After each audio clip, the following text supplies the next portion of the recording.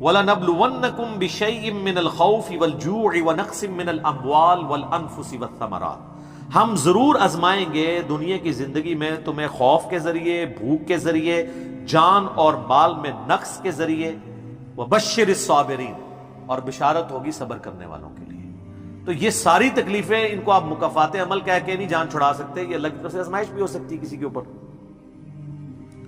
اور صبر کرنے والوں کے لیے بشارت ہے، اور ان کی نشانی کیا ہے؟ الذین اذا اصابتهم مصیبہ، جب کبھی انہیں کوئی مصیبت پہنچتی ہے تو وہ کہتے ہیں قالوا انا للہ وانا الیہ راجعون، بھئی ہم بھی تو اللہ کی طرف سے آئے تھے، ہمیں بھی لوٹ کے اللہ کے پاس جانا ہے، اگر کوئی تکلیف آئی ہے تو یہ بھی چلی جائے گی نا۔ سب سے بڑی تکلیف کیا ہے؟ موت، وہ بھی تو ہم پہ آنی ہے نا، تو اس سے پہلے اگر چھوٹی تکلیف آئی ہے تو اللہ کی طرف چلی جائے گی۔ اس کانٹیکسٹ میں ایک حدیث ہے صحیح مسلم میں بڑی زبردست، ام سلمہ کہتی ہیں کہ جب ابو سلمہ میرے خاوند فوت ہوئے،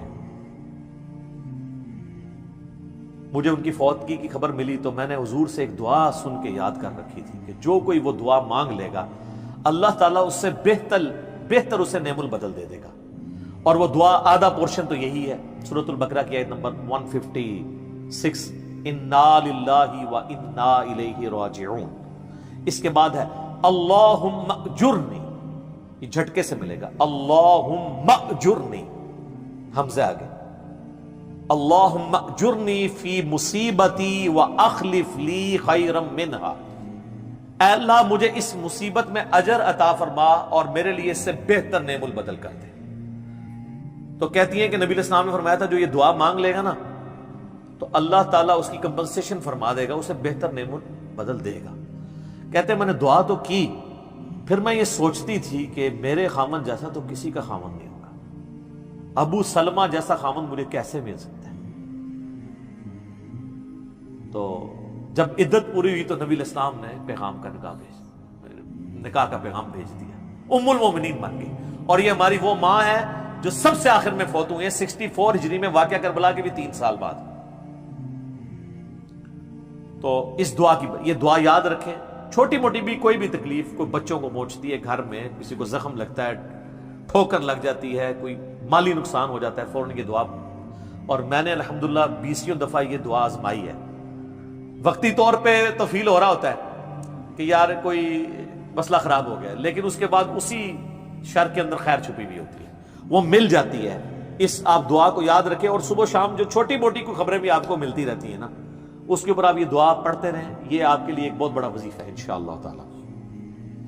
نیک لوگوں کو جو تکلیفیں آتی ہیں نا دنیا میں، وہ ان کے درجات کو بلند کرنے کے لیے آتی ہیں، اور یہ اللہ تعالیٰ نے بڑی سختی کے ساتھ سورۃ العنکبوت کے اندر نا صحابہ کرام کو ایڈریس کر کے نا یہ فلسفہ کلیئر کیا ہے، آیت نمبر 2 اور 3 کے اندر، احسب الناس ان یترکوا ان یقولوا آمنا وهم لا یفتنون، کیا لوگ اس گمان میں ہیں کہ انہیں صرف اس بات پہ چھوڑ دیا جائے گا کہ وہ ایمان لے آئے اور ہم ان کی آزمائش نہیں کریں گے؟ وَلَقَدْ فَتَنَّ الَّذِينَ مِن قَبْلِهِمْ، بے شک ہم نے ضرور آزمایا تھا ان سے پہلے لوگوں کو، فَلَيَعْلَمَنَّ اللَّهُ الَّذِينَ صَدَقُوا وَلَيَعْلَمَنَّ الْكَاذِبِينَ، تو اللہ تعالیٰ ضرور جانچ کر رہے گا کہ کون سچے ہیں اپنے دعوے کے اندر، کس دعوے میں کہ غلامی رسول میں موت بھی قبول ہے، اور کون صرف نعرہ بازی کر رہے ہیں۔ اللہ تعالیٰ ان کو ظاہر کر کے رہے گا، جانچ کے رہے گا۔ تو یہ اللہ تعالیٰ نے اپنا اصول رکھا ہے، یونیورسل ٹروتھ ہے۔ اس کانٹیکسٹ میں صحیح بخاری میں ایک حدیث ہے، صحابہ کرام نے جب کافروں کی تکلیفوں کا ذکر کیا نا حضور سے، تو آپ نے فرمایا صبر کرو، اللہ کی قسم تم سے اگلے لوگوں کو زمین میں گاڑا جاتا تھا، سر کی مانگ پہ آرا رکھا جاتا تھا اور کہا جاتا تھا کہ اسلام چھوڑ دو، اور وہیں ان کے 2 ٹکڑے کر دیے جاتے تھے، وہ اپنے دین پہ قائم رہتے تھے۔ لوہے کی کنگیاں ان کے گوشتوں پہ پھیری جاتی تھی، حتیٰ کہ ہڈی تک پہنچ جاتی تھی، تب بھی وہ اپنے دین پر ثابت قدم رہے۔ تو نبی علیہ السلام نے اپنے صحابہ کو اگلے لوگوں کی یہ تکلیف گنوائی۔ تو اب وہ جو اتنی تکلیفیں کاٹتے رہے ہیں، وہ کوئی مکافات عمل نہیں ان کے لیے ہوا، آزمائش تو ہوئی ہے نا جی۔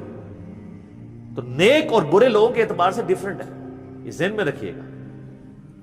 بخاری اور مسلم کی متفق علیہ حدیث ہے، نبی علیہ السلام فرمایا مسلمان کو کوئی بھی تکلیف پہنچتی ہے، دکھ درد بیماری، کوئی اندیشہ کہتے ہیں ذہنی ٹینشن کو، صرف کہ یہ نہ ہو جائے، حتیٰ کہ اس کے پاؤں میں کانٹا بھی چبھ جائے، تو اللہ تعالیٰ اس کے بدلے میں اس کے گناہوں کو معاف کر دیتا ہے۔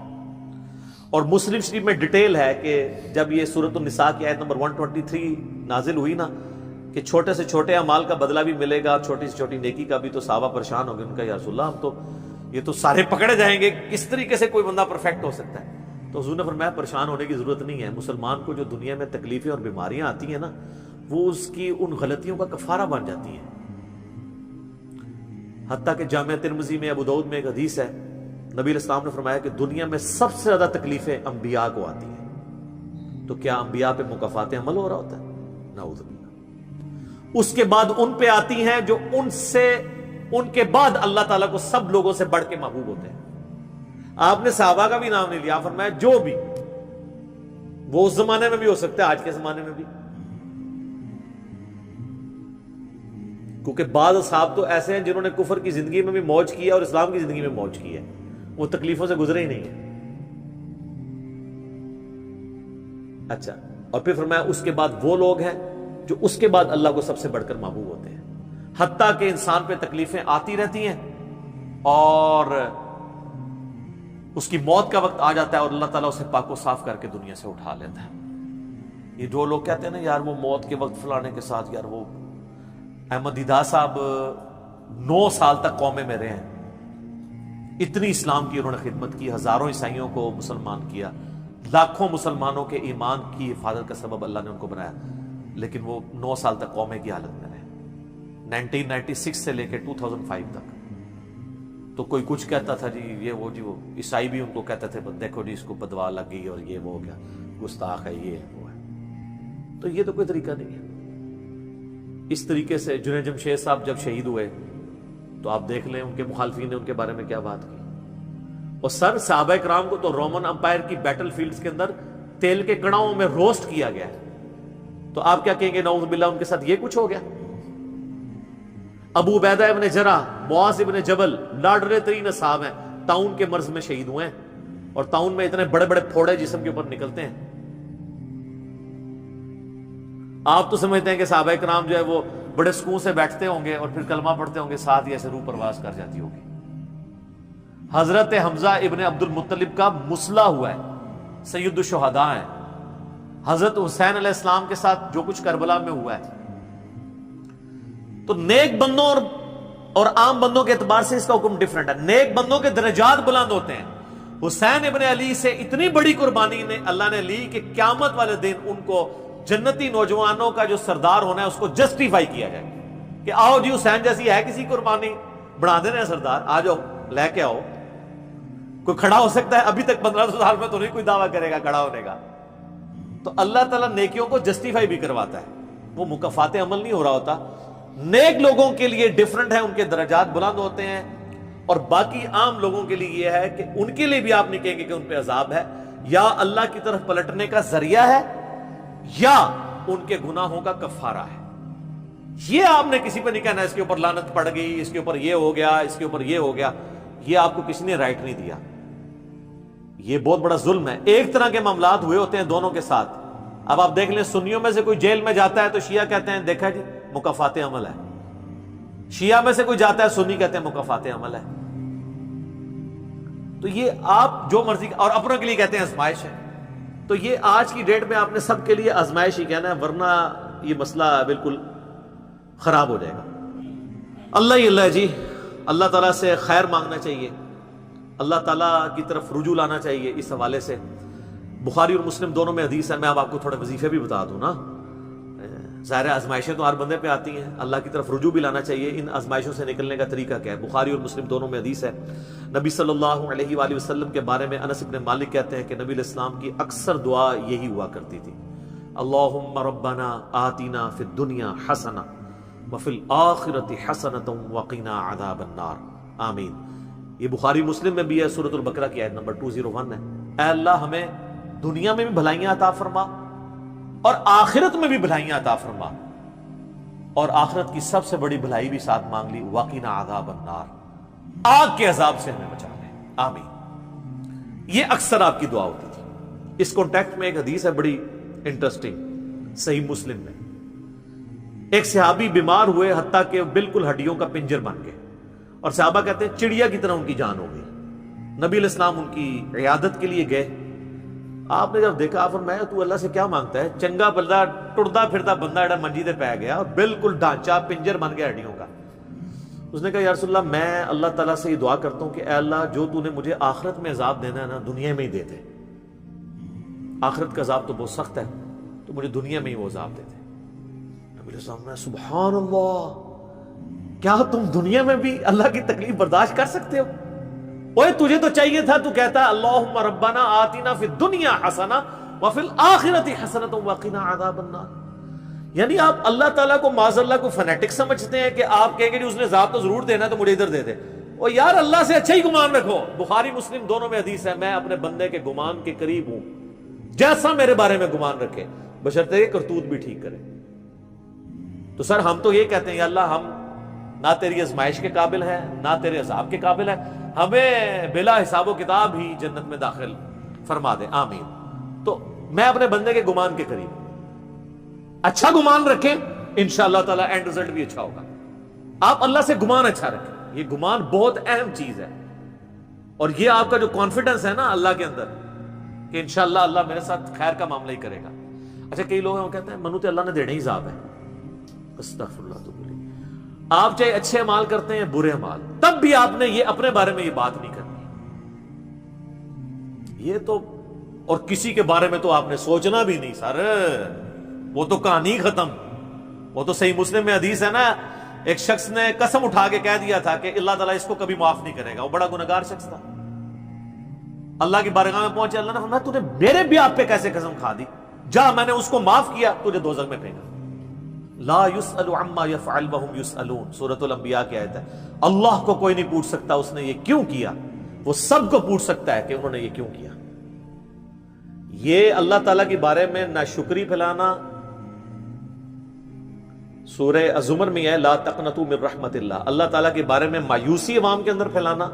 لیکن اس کا دوسرا پہلو بھی غلط ہے کہ آپ رحمت کی آیتیں پڑھ کے تو لوگوں کے کام چوک کے رکھو, وہ بھی دوسری ایکسٹریم ہے, وہ بھی نہیں ہونی چاہیے. رحمت سے دھوکہ بھی نہیں کھانا, ہاں اعمال پورے کرنے ہیں اور پھر اللہ سے امید بھی رکھنی ہے. جو سیدنا ابوبکر نے حضرت عمر کو وصیت کرتے ہوئے کیا کہا تھا, کیا عمر جب تو جنتیوں کی طرف دیکھے نا تو دعا کرنا کہ میں بھی ان میں شامل ہو جاؤں, اور جب بھی تو جہنمیوں کا ذکر لائے تو اللہ صلی اللہ علیہ سے پناہ مانگنا کہ کہیں میں ان میں شامل نہ ہوں. انہوں نے تو نہیں آگے سے کہا کہ میں عشرہ مبشر ہوں. ٹھیک ہے, یہ معاملہ بہت سینسٹیو ہے. جن کو اللہ کا تعارف ہے نا تو وہ ان کی زندگی بڑے ڈر ڈر کے گزرتی ہے. تو یہ حدیث میں نے اس لیے بتا دی. ایک اور ذریعہ ہے ان آزمائشوں سے نکلنے کا. صحیح بخاری اور مسلم دونوں میں حدیث ہے, جس کی یہ خواہش ہے کہ اللہ اس کی عمر دراز کر دے اور اس کے رزق میں کشادگی دے دے. رزق میں دنیا کی ہر نعمت شامل ہے. ہم تو دولت ہی سمجھتے ہیں نا, اچھی صحت بھی رزق ہے, اچھی اولاد بھی رزق ہے, اچھی صحت بھی رزق ہے, مال کی فراوانی بشرطے کہ وہ فطرے میں نہ ڈال دے وہ بھی رزق ہے. ہر چیز دنیا میں جتنی بھی اہمیت ہے کی چیزیں جو ہم سمجھتے ہیں. تو بخاری اور مسلم دونوں میں الفاظ ہیں, جس کی یہ خواہش ہے اس کی عمر دراز ہو جائے اور اس کے رزق میں کشادگی ہو تو اپنے رشتہ داروں کے ساتھ حسن سلوک کرے.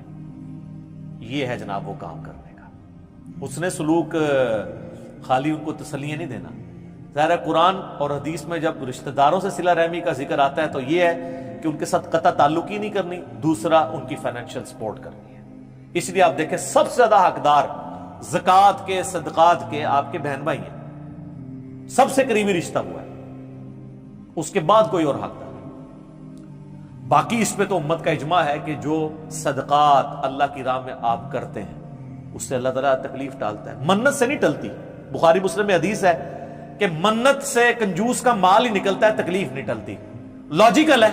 منت تو یہ کہ یا اللہ پہلے کر تو میں کراں گا, اور صدقے میں کیا ہے, یا اللہ میں نے تیری طرف سے تیری راہ میں یہ صدقہ کیا اور میں اس نیک عمل کا وسیلہ تجھے پیش کرتا ہوں, میرا مسئلہ حل کر دے. جو بخاری مسلم میں حدیث ہے, 3 لوگ غار میں پھنس گئے تھے, انہوں نے اپنے پرانے اعمال کا واسطہ پیش کیا تھا. یہ نہیں کہا کہ یا اللہ ایک بار کاٹ دیتے سی کرا کے پھر کون سی نکلنا. انہوں نے اپنے پرانے کیے ہوئے اعمال کا وسیلہ اللہ کے حضور پیش کیا. جو قرآن میں بھی ہے وَاسْتَعِينُوا بِالصَّبْرِ وَالصَّلَاةِ، صبر اور نماز کے ذریعے اللہ کی مدد چاہو، جس سے وہ کہتے ہیں جی اس سے غیر اللہ کی مدد ثابت ہوتی ہے. تو کوئی کہتا ہے المدد یا صبر، المدد یا نماز، وہ اس کا مطلب ہے صبر اور نماز سے اللہ کی مدد، کیونکہ آگے آتا ہے ان اللہ مع الصابرین، بے شک اللہ تعالیٰ صبر کرنے والوں کے ساتھ ہے. تو نیک اعمال کا وسیلہ آپ اللہ کے حضور پیش کریں. تو صدقہ اور خیرات کرنا یہ اللہ تعالیٰ کی طرف سے آئی ہوئی تکالیف کو، بلاؤں کو ٹال دیتا ہے. تو یہ میں نے آپ کو ایک دعائیں، اذکار اور پھر اعمال بھی بتا دیے. آخر میں دو دعائیں میں وہ جو بیان کی تھی ان کو ریپیٹ کر دیتا ہوں. ایک پریونٹیو دعا ہے. یہ دو علاج ہوتے ہیں نا، پریونٹیو اور کیوریٹیو. پریونٹیو علاج یہ ہوتا ہے کہ بیماری ہونے سے پہلے علاج کیا جائے، جیسے ویکسین ہے. آج کل وہ کہہ رہے ہیں نہیں کورونا کی ویکسین بن گئی ہے کہ وہ لگوا لیں تو تکلیف ہوئی نہ. ایک ہوتا ہے کیوریٹیو علاج، کہ بیماری ہو گئی ہے تو اب علاج کیسے کرنا ہے. تو پریونٹیو علاج جو دعائیں ہیں نا وہ ہے اللہم ربنا آتنا فی الدنیا حسنہ وفی الآخرۃ حسنۃ وقنا عذاب النار.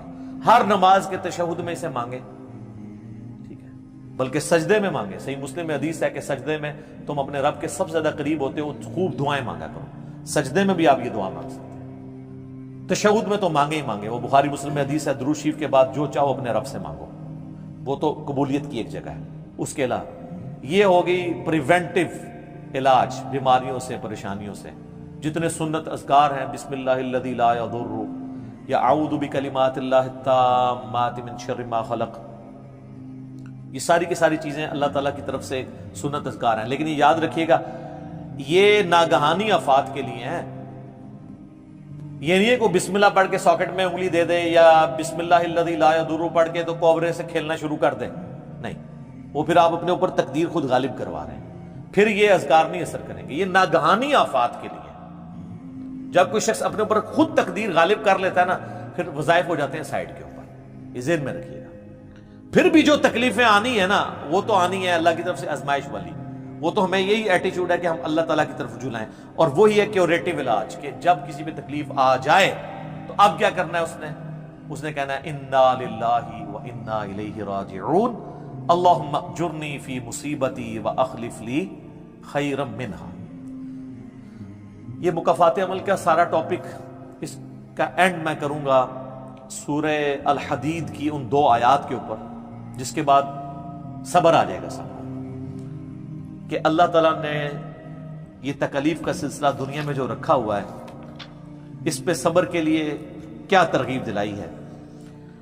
آیت نمبر 22 اور 3، ما اصاب من مصیبت فی الارض ولا فی انفسکم، کوئی مصیبت بھی ایسی نہیں کہ زمین میں آئے. زمین میں کیا مصیبت آتی ہے؟ زلزلہ، وبائی امراض، سیلاب، طوفان. ولا فی انفسکم، اور نہ کوئی ایسی مصیبت کہ تمہاری جان میں آئے. جان میں ہر طرح کی بیماری، کسی کو بلڈ کینسر ہو گیا، کسی کے گردے فیل ہو گئے، کسی کو ہیپاٹائٹس ہو گیا، تو اللہ فرماتا ہے الا فی کتاب من قبل ان نبرأھا، یہ ہم نے لوح محفوظ پہ پہلے ہی لکھا ہوا ہے، اس سے پہلے کہ ہم یہ تکلیف بھیجیں. کام ہی ختم ہو گیا. اللہ کہتا ہے ہم نے تو یہ طے کیا، یہ ڈیسٹنی ہے تمہاری، تقدیر ہے.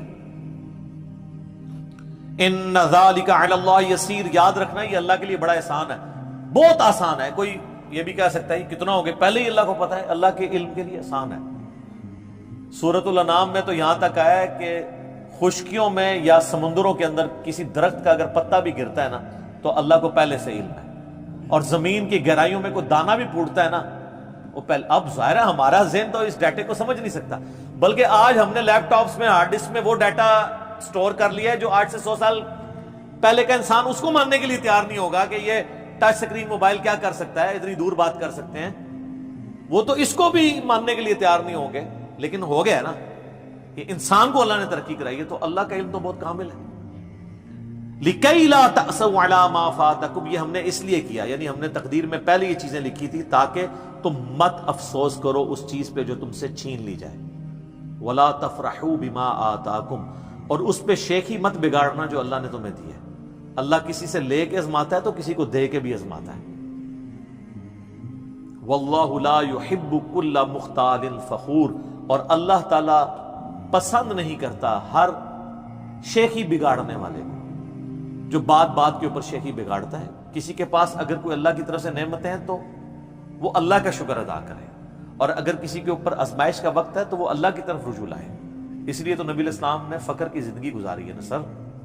باقی نیک بندوں کے لیے درجات کی بلندی کا ذریعہ ہے آزمائشیں آنا، برے لوگ بھی اس اعتبار سے کہ میرے اعمال کی شامت ہے اور میرے گناہ معاف ہو جائیں گے اور میں اپنی اصلاح بھی کر لوں، کسی کے بارے میں کوئی ورڈکٹ نہ دیں، اپنے اوپر ضرور لاگو کر لیں۔ ہم اللہ تعالیٰ سے دعا کرتے ہیں اللہم اجرنا من النار، اللہم انی اعوذ بک من عذاب جہنم، ربنا اننا آمنا فاغفر لنا ذنوبنا وقنا عذاب النار، اللہم انی اعوذ بک من عذاب جہنم، ربنا اصرف عنا عذاب جہنم ان عذابها کان غراما، اللہم ربنا آتنا فی الدنیا حسنہ وفی الآخرة حسنة وقنا عذاب النار، اللہم احسن عاقبتنا فی الامور كلها وَأَجِرْنَا مِنْ خِزْيِ الدُّنْيَا وَعَذَابِ الْآخِرَةِ، آمین ثم آمین۔ ٹھیک ہوگا جی؟